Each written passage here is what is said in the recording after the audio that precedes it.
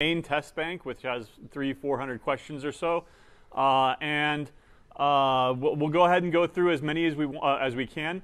There is an update on the final. I've decided to save a few trees and not print out a hard copy. So make sure that bring your exam. I will make a limited number of copies available, say 10, 20 copies for those who choose not, for whatever reason, not to bring their computer. But please bring your computer, and we'll give you the URL up on the blackboard so that you can just look at it electronically. You'll still have a physical bubble sheet that we'll provide, so you'll still need a number 2 pencil. But the actual questions that we choose will be done will be done electronically. All right. So we've got Java and PHP questions. It is comprehensive. So we can just do a few questions here. Let's see. I don't know. Consider this the code snippet in Figure 1. Which is true about the above? So right here, this code snippet right here.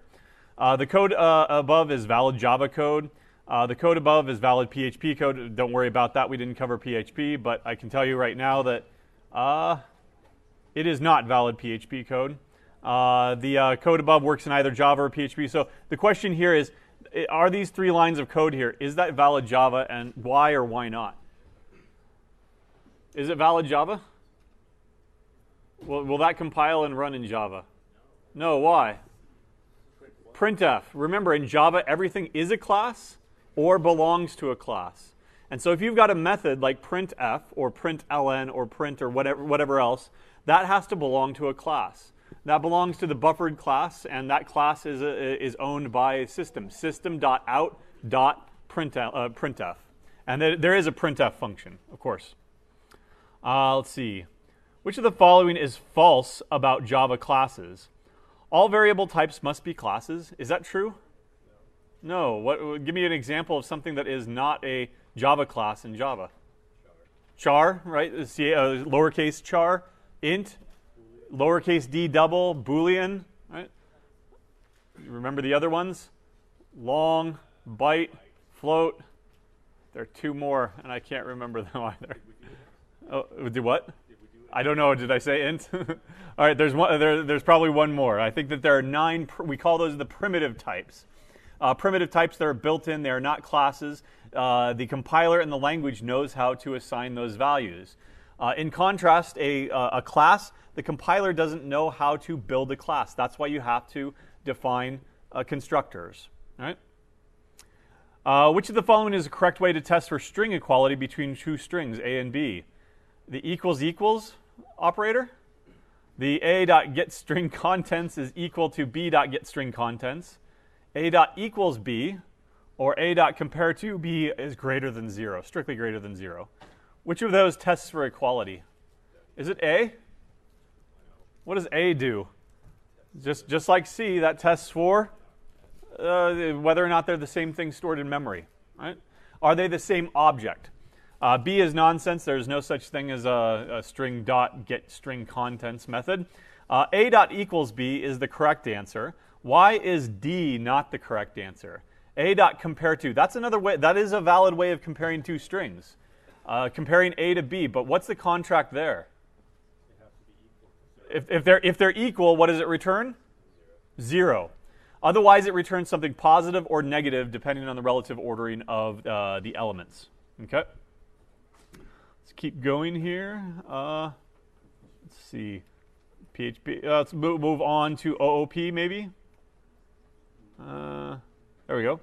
Suppose that A is an abstract class with a single abstract method. No implementation is provided. Also suppose that B is a non-abstract class of A. Which of the following is true? B must provide an implementation for the method. B cannot exist as we cannot inherit from an abstract class. B does not need to provide an implementation for the method as long as one of its subclasses does. Or B must provide an empty method declaration for the abstract method. So again, A is the abstract class up here. With a single method, there's no implementation provided, meaning that it's an abstract method, abstract class. Suppose that B is a non-abstract subclass of A. So what is the requirement on B if it cannot be abstract? it has to provide that implementation. So now I have to actually look at the A, B, C, and D. Which one is it? B must provide an implementation for the method, right? Okay. Let's see. Suppose that you have a class vehicle and a subclass of it named a motorbike. Since you have defined motorbike from vehicle, this feature is known as which of the following? What part of OOP is this? Is this abstraction, polymorphism, linking, or inheritance? It's inheritance. Abstraction is making things more abstract, right? Polymorphism is treating a piece of code, a variable, or a class as more than one type throughout the program. Linking, that's part of a compilation process that has nothing to do with OOP. Right? Let's see. Maybe a couple more. Here we go. Assume that you have a droid class with 2 private variables, 3 public variables, and 2 protected variables. Suppose that you have a protocol droid derived from droid. How many variables of droid can protocol droid access? So we've got a subclass. How many? What kind of variables can that subclass see? Can it see private variables? No. Only the class itself can. Can it see public variables? Yeah, everything can see public variables. What about protected? Yes. Subclasses can see protected variables. So we've got 3 public and 2 protected. The answer would be D. Okay.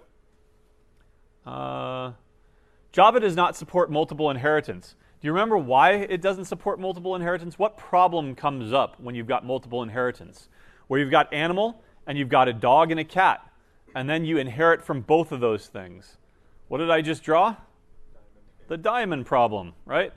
There's an ambiguity when you are able to inherit from multiple objects. Did you inherit the dog methods, or did you inherit the cat methods? And so in Java, it doesn't allow you to do that, where one subclass can be derived from multiple superclasses. However, as an alternative, Java does support multiple inheritance in a way. It simulates multiple inheritance. How? By defining an abstract class, using interfaces, using extends keyword along with comma delimited list of inherited classes. Nope. Trick question, Java does support multiple inheritance natively. No, that's not true. So which one is it? It's the interfaces. You can implement multiple interfaces. And you don't have the diamond problem here because remember, an interface is a pure abstract class. All of its methods are abstract. It has no state. It has no implementations. So if you inherit from multiple interfaces, you're not really inheriting any behavior. You are only saying that it implements these methods, and it has to provide its own implementation. Okay. Let's fast forward here to database stuff.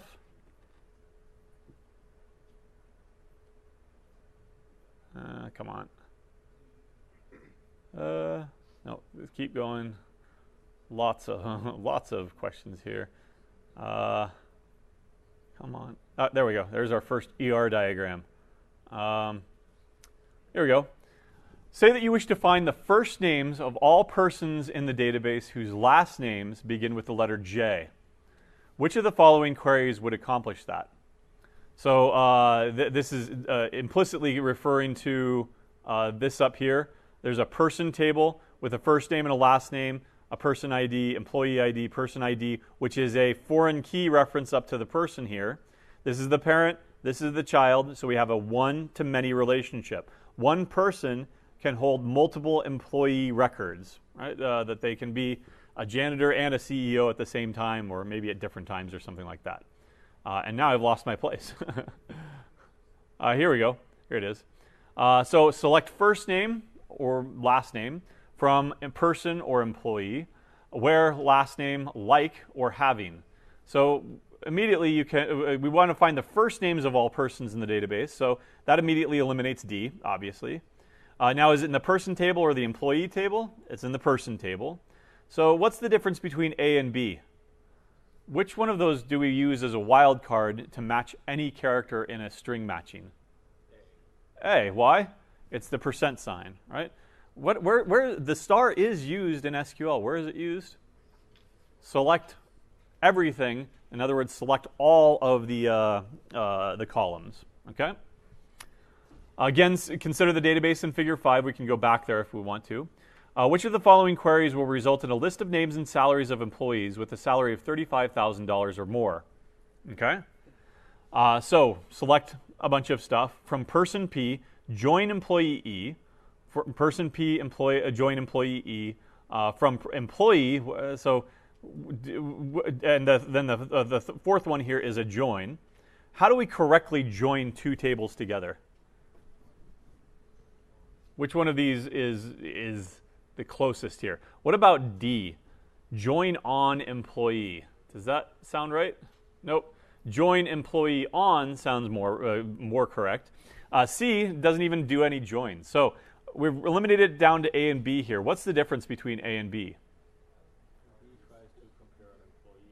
Yeah, the employee ID. Is that the foreign key that connects those two tables? Let's go back to it. What's the foreign key that connects them? Is person ID. So it was the other one, and I forget which one it was now. Right. A? Okay.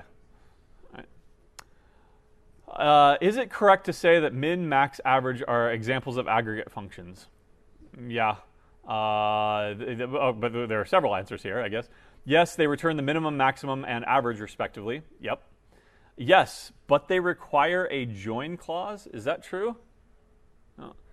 No, you don't have to join. You can just stay in one table if you want to. Here's a dirty little secret. You can join a table onto itself if you really want to. It's not a very good idea because now you're in order n squared territory. Every record is going to be matched to every other record, and so if you've got 100 records, great, your join now has 10,000 records. If you've got 1,000,000 records, million, billion, trillion, quadrillion, now you've got a quadrillion records, right? So not a good idea. Right? Let's look at another one. Consider the database again in Figure 5. Say that the company is considering an applicant named Chuck Finley for employment. Which of the following queries would add an applicant to the person table? So how do we add data? Remember CRUD, create, retrieve, update, destroy. How do we create data? What keyword is that? It's not create, there is a keyword create in SQL. What does it do though? It creates a table, right? So insert, update, or add. Which one of those is, or none of the above? Insert, right? So that breaks it down to A and C. Insert into person, or insert new person values whatever. Right? So is it new a keyword in SQL? No. So not in this context. No. Yeah. I don't even know if it's cross-platform or not. I can't guarantee that. Right? Okay. Let's see. There's some questions about JDBC here. Which of the following statements about JDBC API are true? JDBC can be used with MySQL, MS SQL, or SQL Server, and Informix, which is another database server. JDBC provides a collection of general interfaces that specify how to interact with a database. JDBC provides functionality to make connections and queries to a database system. JDBC is available as part of the standard JDK in the java.sql library, or all of the above are true. All of the above are true. This question was intended to call back to object-oriented programming as well. Remember, the whole reason that you have JDBC as an API, it's just a collection of interfaces. Right? You cannot connect to a database with just open up Eclipse, create a brand new Java project. You cannot connect to a database without bringing in an external jar file, a MySQL jar file, or a Postgres jar file, or a SQL Server jar file, or whatever. Why? Because that's the actual implementation. JDBC is nothing more than an API. It's a collection of interfaces. And why would you want to do this? Well, because you want to program towards an interface. And then you can take the implementation of that interface, that jar file, throw it away, migrate over to Postgres. Right? And you didn't change any of your code because you wrote towards that interface. That calls back to the solid principles. Does anybody remember which of the solid principles it was? The single responsibility principle, open-closed principle, Liskov substitution principle. Somebody help me.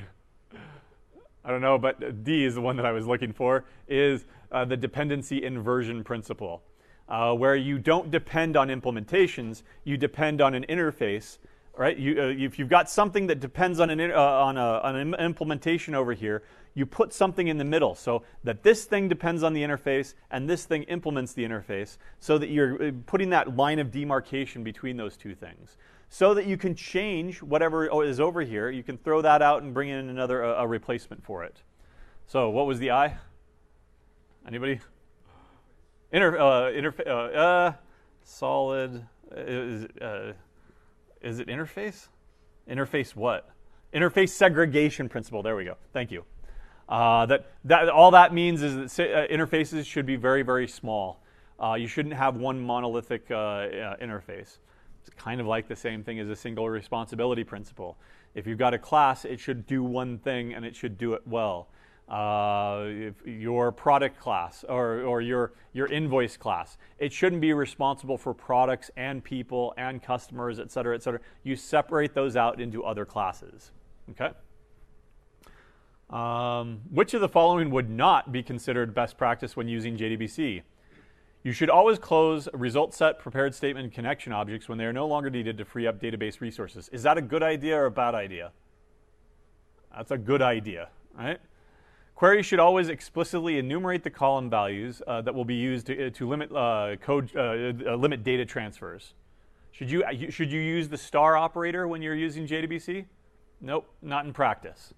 Only select that which you need. Even if you need everything, you don't need duplicates of your primary keys and your foreign keys. You be more intentional. You don't need to send extraneous data over the network. Database-specific SQL query syntax should be avoided to make the code less implementation dependent.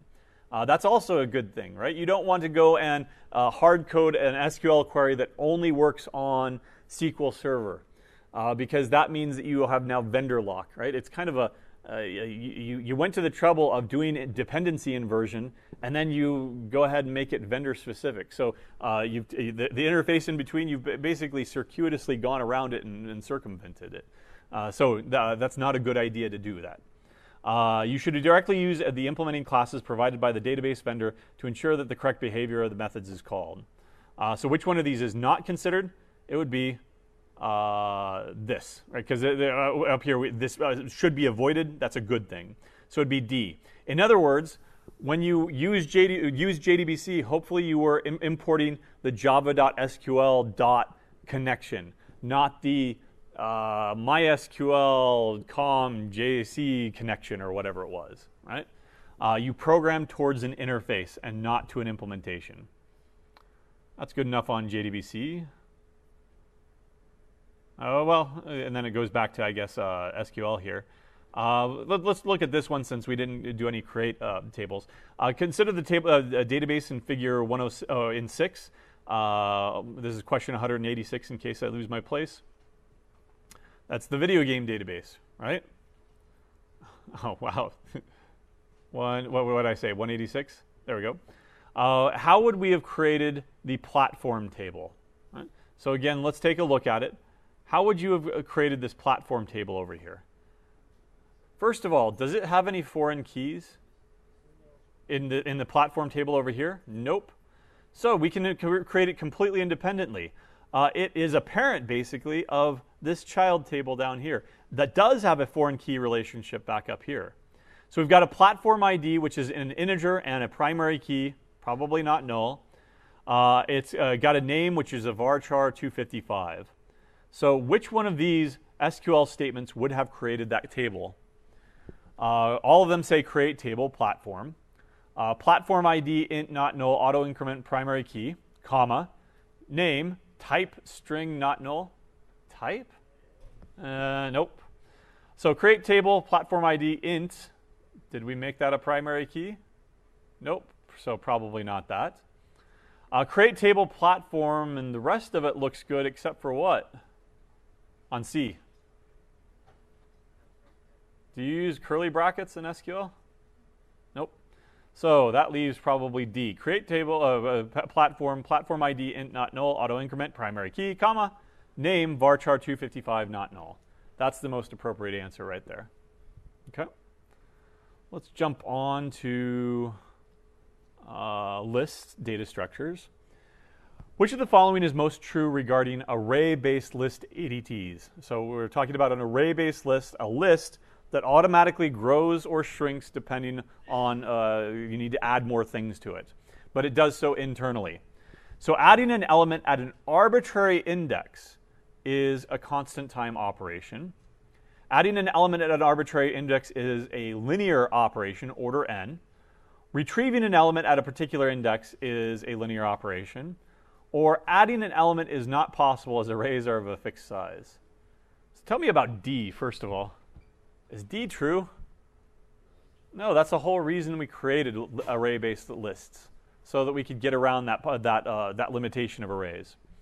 So A, B, and C, which one of those is true? Adding an element at an arbitrary index is an order 1 operation. So if I've got 100 elements here and I want to insert it right in the middle, what do I have to do? Shift stuff down. That becomes my elementary operation, moving stuff over. So if I want to insert it at the beginning, I have to shift everything down. Okay? So A is not true. What about B? Adding an element at an arbitrary index is a linear operation because we just said that you have to shift everything down. So it's B. Why is it not C? Retrieving an element at a particular index is a linear operation. So if I've got index I and I want the element at index I, what can I do? Jump to it using random access. Right? So that's going to be a constant operation. Let's see. Here's a linked list. Suppose you're working on a linked list ADT and you need to write code to add an element to the list. Which of the following is false? An element can be added to the head or the tail of the list. That seems reasonable, right? We did that. An element can be removed from the head or the tail of the list. That's true. Adding an element to the head of the list is a linear operation, or adding an element to the head of the list is a constant operation. Which one of those is true? The whole advantage of a linked list is that if you want to insert something over here, you don't have to shift stuff down. What do? Create a new node, make that new node point to the old head, make your head reference point to this new node. So that sounds like a constant operation. So which one of these is false? Be C. Suppose you're working with a linked list ADT and you need to write code to retrieve an element and code to remove an element. Which of the following is false? It should be N there, not and. Removing an arbitrary element is order n operation. Is that true? What do you have to do to get to an arbitrary element to begin with? Got to start at the head, go to the end, and then remove it, right? So that's going to be a linear operation. Removing an element from the head is an order n operation. Is that true? No, you can remove that for free, basically. Make head point to head.next, right? And that's it, right? In Java at least. Retrieving an arbitrary element is order n operation. That's also true, right? So which one is false? Then that would be D, because all of the above are true, right? Sorry, that's kind of that's needlessly. B is false. Removing an element from the head is sorry, I read that as constant operation. B is false. B is the most appropriate on that one. More lists.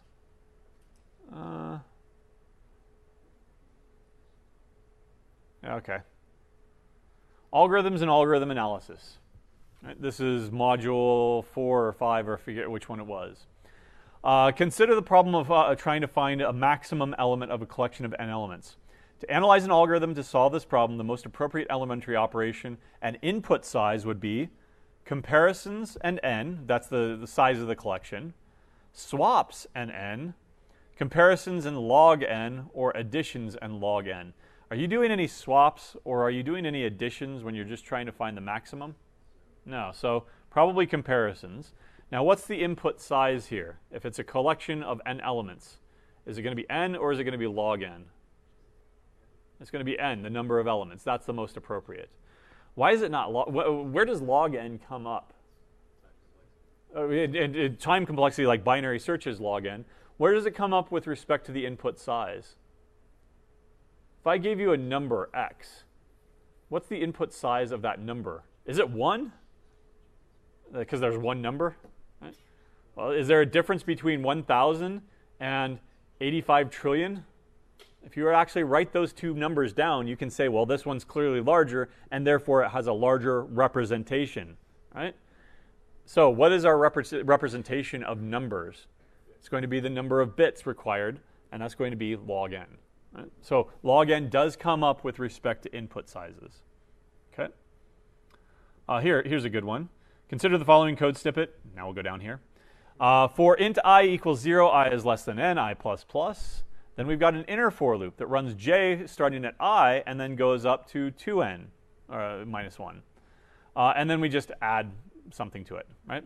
The best characterization of this code segment is this going to be logarithmic, linear, quadratic, or cubic? Quadratic. You've got an n within an n, right? Even though it's 2n, so it's going to be something like 2n squared or something, but we ignore lower order constants and we only care about the order of growth with big O analysis, so it's going to be quadratic, C. What about that one? Yep, it's going to be cubic as well, or that's cubic. No, cubic for this one, and you can sum them up if you want to. The only way that this would not be cubic is if one of these loops were constant and did not depend on n. Now you might be thinking, wait, what about this for loop right here? That doesn't depend on n because I don't see n anywhere in there. But it depends on j, which depends on n. So it does depend on n just transitively. Right? Here's another good one. So I runs from 0 up to n minus 1. J runs from I up to n minus 1. And then we sum up whatever. Right? And then a different for loop over here that runs from 0 up to n divided by 2. So how would you characterize this chunk of code all together holistically? How about the first part, the two loops there? How would you characterize that? That's going to be quadratic. What about the second loop there, or the second loop from lines 6 through 8? That's going to be linear. Quadratic plus linear. What wins out as far as rate of growth? Quadratic. Lower order terms go away. And so we are left with C, which is going to be quadratic. Right?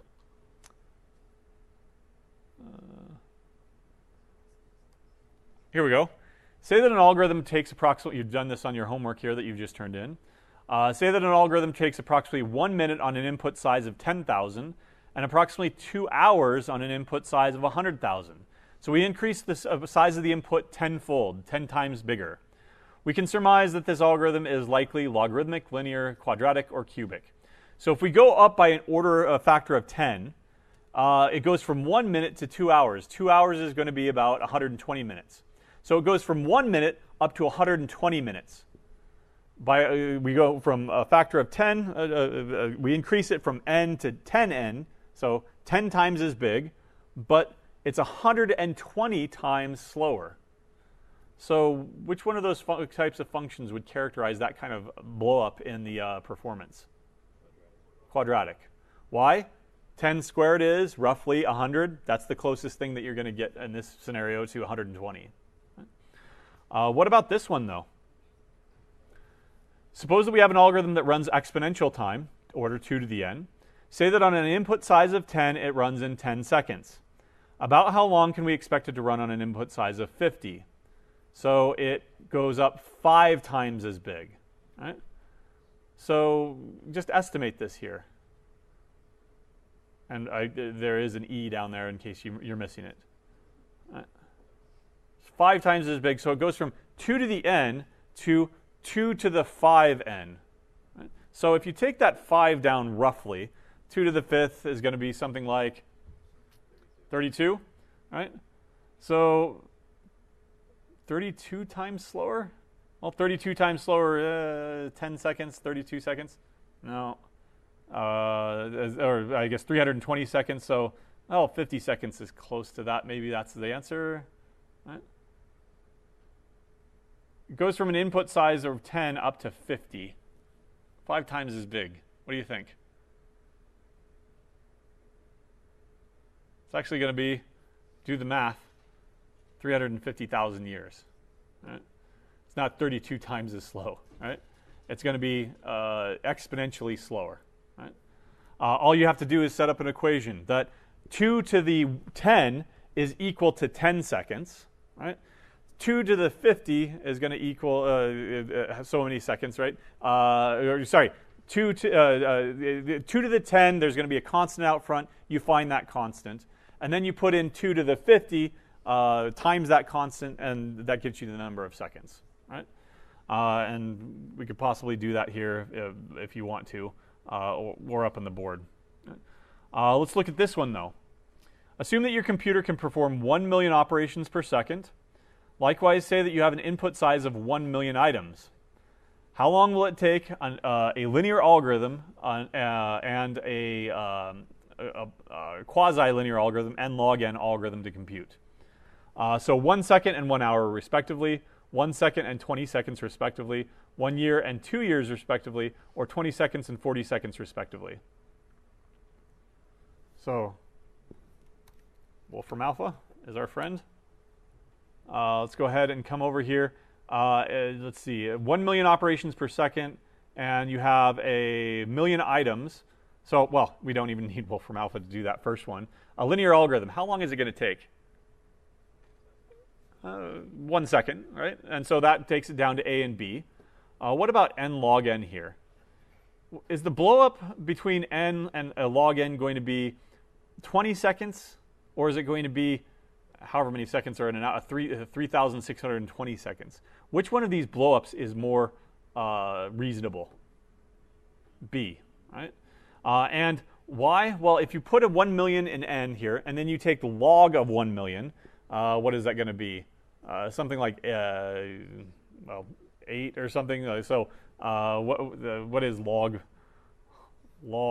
base 2 of 1 million? Its multiplier is about, okay, 19.93, about 20, right? And so 1 second and 20 seconds, respectively, is the most appropriate there. Right? Which of the following has the highest order of growth? Is it quadratic, quadratic with a log factor, n log n, or n squared log squared n? Which one of those is the highest? Is it C? There's something bigger than C. What? Look at anything n squared is going to be bigger than this n right here.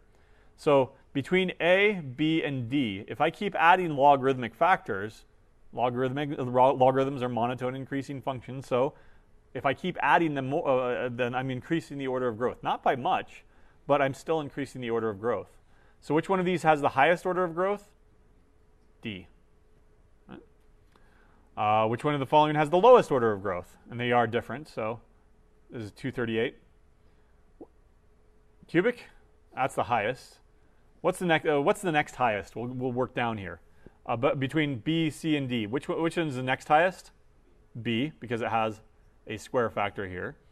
Which one of these is highest?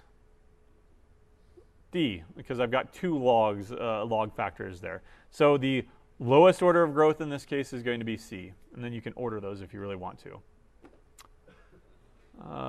Where's the master theorem stuff? Okay, it's in recursion. Don't worry about that. This might be one way to avoid. This is actually something we covered last semester, but no, you did it in lab here too. One way to avoid redundant work in a recursive algorithm is to store previously computed values in a lookup table and reuse values rather than compute them. This process is called polymorphism, memoization, mapping, or recursion avoidance. Now, you are avoiding recursion a little bit, at least redundant recursion. Polymorphism deals with OOP, treating one thing as multiple types throughout a program. Mapping is one way of doing it, and that's probably how you did it in your lab on recursion. But that's only how you achieve it. The real answer here is the mispronunciation of memorization, memoization, right? And I don't know the etymology of that word, so don't ask me. Right? Let's see. Here we go.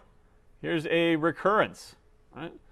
Which asymptotic characterization is most accurate here? So how do we go about finding, what tool do I use here to find the asymptotic behavior of a recurrence like this? What tool do we use? The master theorem. A is going to be 2. B is going to be 3. And what is D or C or whatever we call the third one going to be? 2, because this is order n squared algorithm over here. So A versus B to the D. A is 2 versus 3 to the 3 squared, so we've got 9 there. So 2 versus 9. 9 is greater. If memory serves me, it's going to be log base B of, or log base A of B. Now I don't remember. This is why it's open book, open note, open computer. Because it's either C or D, and I don't remember which one it is. But I think it's log base B of A, so it's actually going to be C. I'm crossing my fingers here. Right? But that's why you get to bring that along. Right? Searching and sorting. The worst case running time for heap sort, which was the last thing that we looked at, quick sort and bubble sort, remember this is the worst case running time here, is going to be order n log n squared, n log n squared, et cetera, some more options here. Let's just, instead of searching through those options and eliminating them, remind me, what is the worst case running time of heap sort? It's going to be order. You put stuff in, you take stuff out, right? But it's a heap, so every time you put something in, it's going to be logarithmic with respect to the size of the heap. The heap is small, it grows large. Right? Then you take stuff out and it shrinks again. That's going to be n log n. So that means that we've got we've eliminated C here. What's the worst case running time of quicksort here? N squared, right? It can devolve into basically a selection sort by partitioning everything to one side. So that gives it, well, that's not a help because, oh, no, it eliminates B here. So it's either A or D. So bubble sort, we didn't cover it directly, but bubble sort is a bad sorting algorithm. Now, if I told you it was a bad sorting algorithm, then would it tell you that it's an order n log n sorting algorithm or that it's an n squared algorithm? N squared. So this is going to be A here. Right.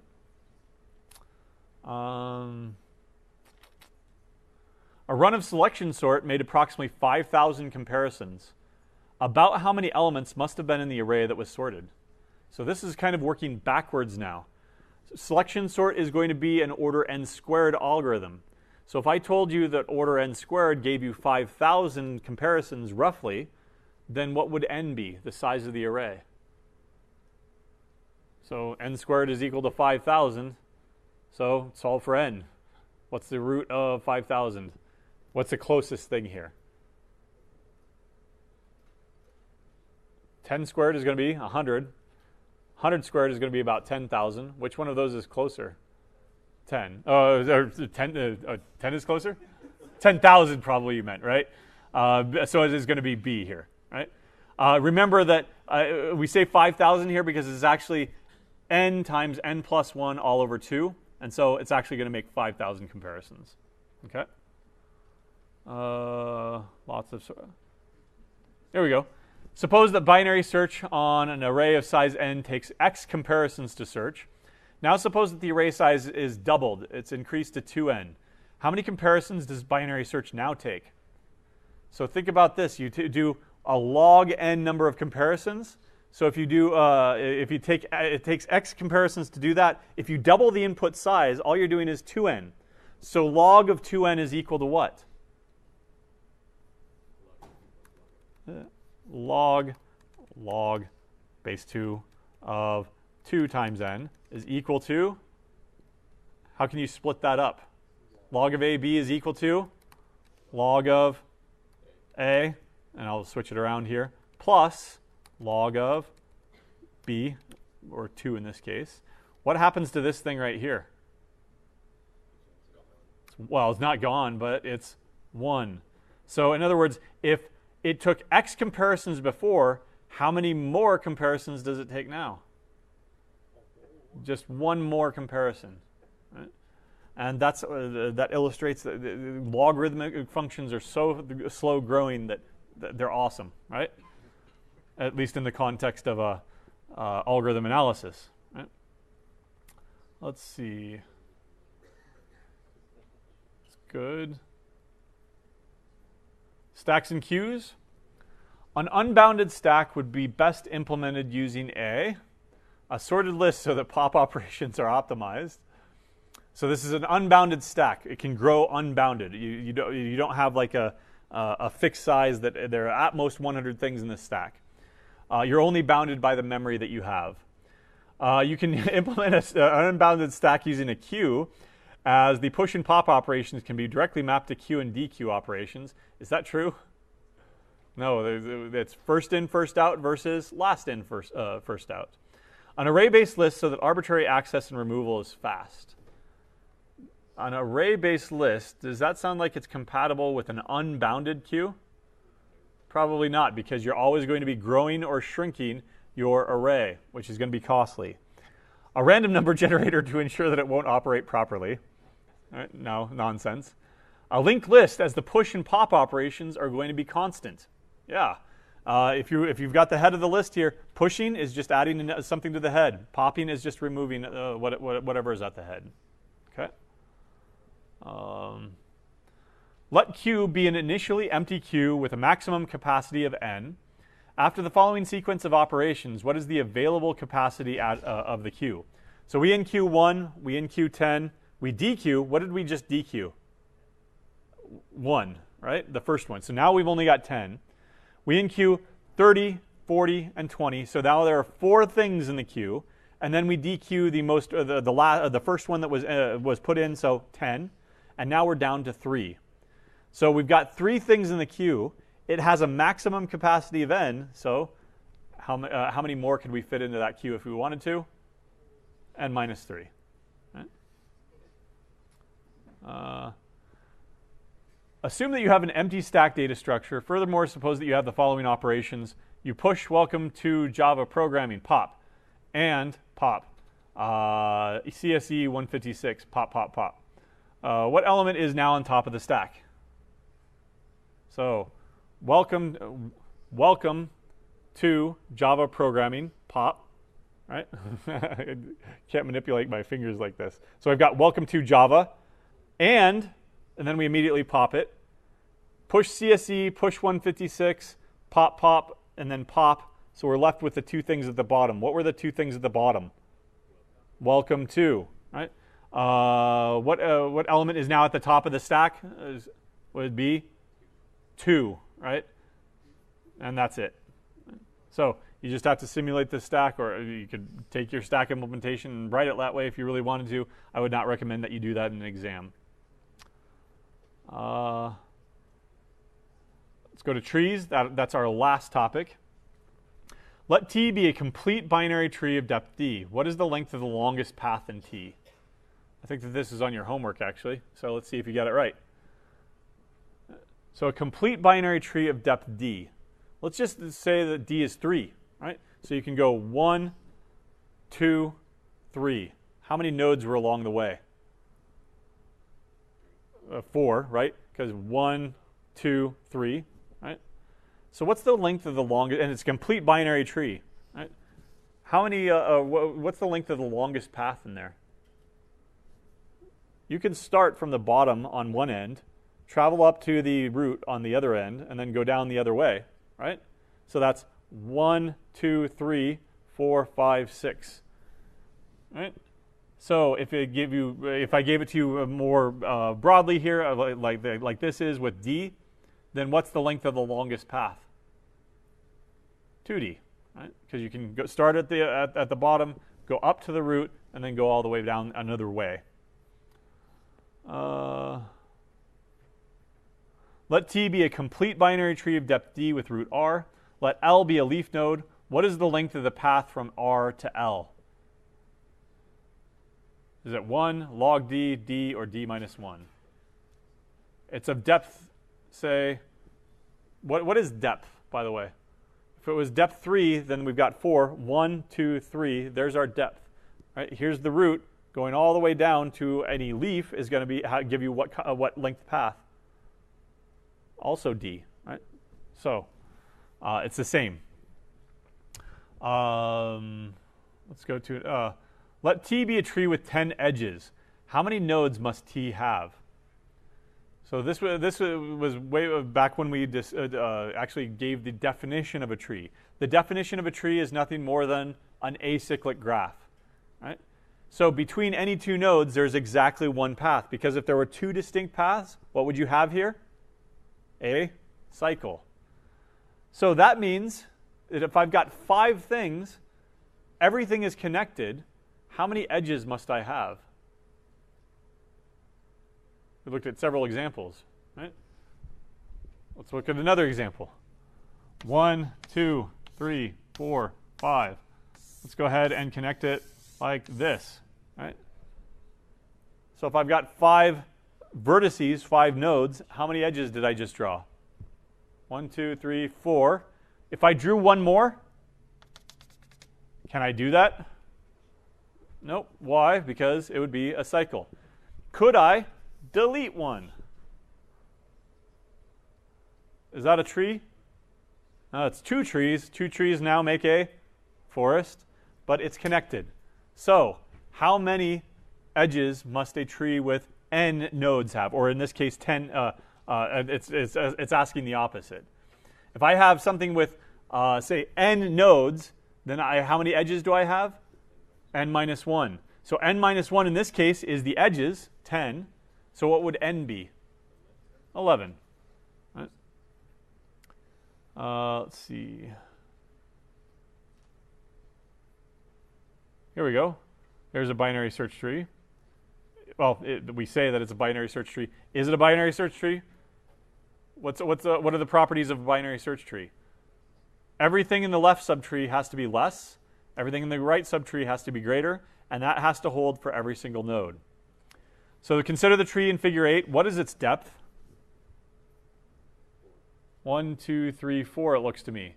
Remember, the depth is the depth, the maximum depth of any node.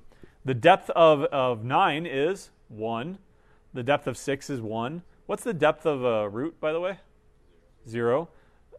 These both have a depth of 2. This has a depth of 3 and 4, and so the depth of the tree itself is going to be 4. Consider the same tree. What is the depth of the node containing 9? We just said that. It's going to be depth 1.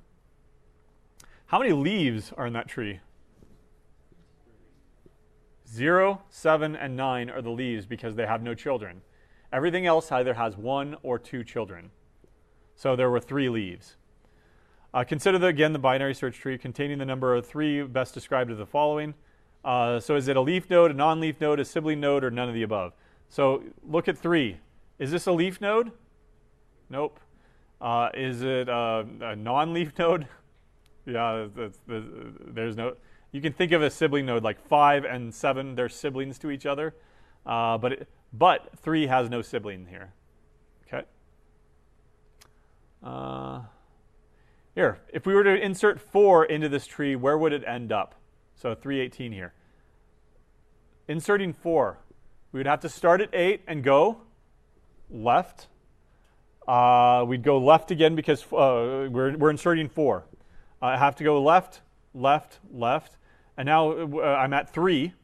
So I have to go right. And so it would end up right here as the right child of 3. And is that an option? Hopefully. The right child of 3, it would be D. Okay. Here's a tree traversal. What is it? Is it pre-order, in-order, or post-order traversal here? And instead of answering that question, let's just review all 3 of them. Let's do a pre-order traversal of this. Let me go ahead and misuse Wolfram Alpha here, and I'll just as a writing tool. Right?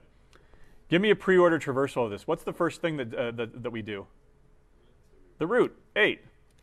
Then we go down to the left child, 6, 5, 3, then the left child, 0. Then there is no right child of 3, right? There is no right child of 5, so we pop back up. We've done 6, and we've done its entire left subtree. Then we do 7. We've already done 8 and its left subtree, so then next is 9. That is a pre-order, right? What is a post-order? Sorry, let's go in order. In order. So what's an in-order traversal here? What do we do first? We do the left subtree before we do 8. So we do the left subtree. We're now at 6. We do the left subtree first before we come back to 6. Left subtree, left subtree. Left subtree doesn't exist. So 0 is the first one. Then 3. Right? And then 3 is right child, but there is no right child. Come back up here. Now we do 5. Come back up here. Now we do 6 before we do its right child, which is 7. And now we've done the entire left subtree of the entire tree. So next is 8, and then 9. And that's going to be an in-order traversal. This is showing up, right? Yeah, okay. What about a post-order traversal? What do we do first? Or we do the left, then the right, and then this guy right here. So immediately you can tell me that 8 is going to be last. So we go left, left, left, left, no right, so we end up doing 0 first. No right, so we end up doing 3 next. No right, so we end up doing 5 next. Now we're at this point. Do we do 6? No, we do its right child first, 7, then we do 6. Do we do 8 next? No, we do 9 and then 8, and that is a post-order traversal right there. Okay? And so I don't know what the answer was, but it was this one. 8 was first, so which one is that going to be? I think that was a pre-order traversal, right? Because it's at the root. There's the root. Okay. More. Is this a heap right here? Figure 9, and I didn't give it a label because I think we asked the question, what is this thing? Is this a heap? No. Is it a tree? Yeah, it's depicted as a tree, but it's kind of, what kind of a tree is it? It's a skewed tree, a degenerate tree, right? It's a, if you want to call it, it's a, if you have a tree and then you chop off all the branches, you'll have a what? You could trunk of the tree, sure. Okay. I was going to call it a stick too, but there you go.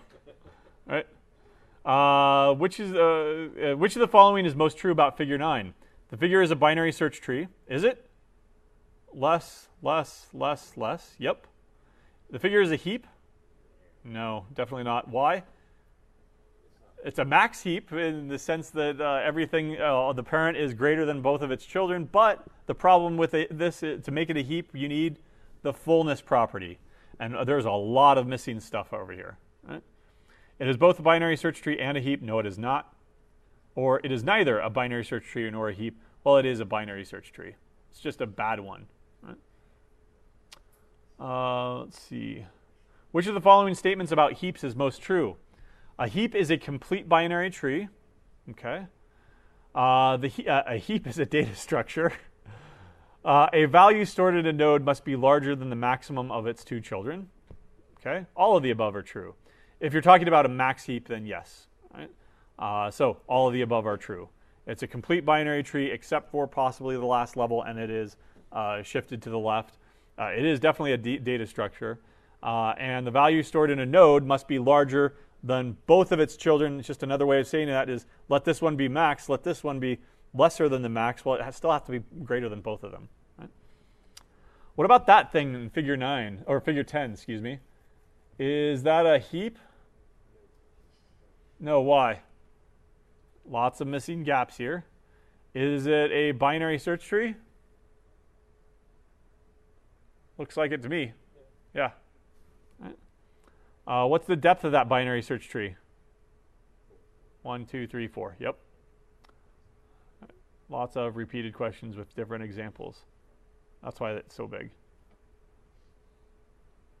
What time is it? Okay.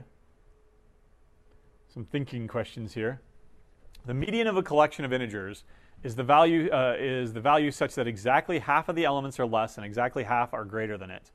Let T be a binary search tree of integers with a root value of 10. Now say that there are 5 nodes in the left subtree of the root, and there are 10 nodes in the right subtree of the root. Which of the following is most correct? So we've got a skewed tree. We've got 5 elements over here. We've got 10 elements over here. And at the root here is, do we have a value? 10, right? The root node value of 10. The root is the median. Is that correct? No, everything over here is greater than it. So there are 10 things that are greater than it. There are 5 things that are less than it. Okay? The median node lies in the left subtree. No, the median node lies in the right subtree. Somewhere over there, right? The median node is the root's right child. That's not necessarily true. It could be, right? But there's not enough information to determine where the median lies. That's also correct. But the most correct here is that it's going to lie in the right subtree. It's somewhere in there, right? Because if you've got 16 elements, then and 10 of them are greater over here, you need to go down and search that direction. Right? Same or similar question here, but with a heap. Let H be a heap data structure that has 7 nodes in its left subtree, 7 nodes in its right subtree. So totally it has 15 nodes. Upon traversal, suppose that you find the smallest element is located at the root. What is true about the heap, H? It's a reverse heap, it's a min heap, it's a max heap, or there's not enough information to determine. So if you know that the smallest element, the minimum element, is at the very top of the heap, what kind of heap is that? It's a min heap, right? Likewise, if the maximum element were at the top, it would be a max heap. What if I told you that it's the same scenario, 7 over here, and then a root in the middle. What if I told you that the minimum was at the bottom level? What kind of a heap would that be? The smallest thing is down here at the low end. That would probably be a max heap, right? What if I told you, say that there are 3 levels. What if I told you that the minimum value was right in the middle? It's weird. Why? The minimum element is here. That means that its parent is greater and both of its children are greater. Is that a heap? Nope. That violates the heap property. That's not a heap. Right? Could you have that same situation in a binary search tree? Could you have the minimum element somewhere in the middle where its parent is greater and both of its children are greater? Nope. That can't happen either. Right? And now you see the value of data structures. The structure makes certain things impossible. And if certain things are impossible, you can rule them out as far as algorithm development goes. Right? Similar. Suppose that you perform a tree. This is another tree for traversal. Boring. What is that thing? Is that a heap? No. Is it a binary search tree? Yeah. Yep. Here's a good one. Which of the following most... no, I want 12. There we go. Consider the binary search tree in figure 12, where we've got A, left child is B, and then the right child is C. Which of the following values could be valid keys? So 1, 2, and 3. Could it be 3, 2, and 1? Could it be 1, 2, 3? Could it be 1, 2, 3? 1 is at the root and 2 and 3 are in its left subtree? Nope, that would violate the binary search tree property. If I've only got 1, 2, and 3, and I need these 2 things over here to be less, what does that say that I have to have as my root? 3. 3 has to be here. And these are going to be 1 and 2. What order do they have to be in? Does it have to be 1, 2? Or can it be 2, 1? Can't be 2, 1. Right? So it has to be 1, 2. So 3, 1, and 2 respectively. That's going to be A. Right? Ooh, there. What is that thing? What kind of heap is that?